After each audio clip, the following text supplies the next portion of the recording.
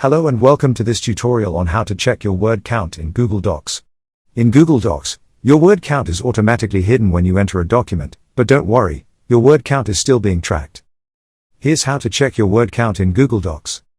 First, click on the Tools option in the topmost toolbar. Within the Tools menu, click on Word Count. Alternatively, you can use the shortcut Ctrl Shift C or Command Shift C. Google Docs will now show your current word count next to words. But what if you want to see your word count as you type? Follow the same steps mentioned before to get to the word count screen. Now, on the word count screen, check the box next to display word count while typing and click OK. You will now see your word count in the bottom left corner of Google Docs, and it will continuously update as you add or subtract words from your document. And what about checking your word count on the Google Docs mobile app for Android and iOS?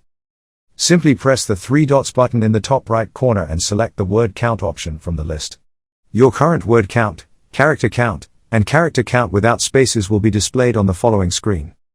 That's it. Now you know how to check your word count in Google Docs. Thanks for watching.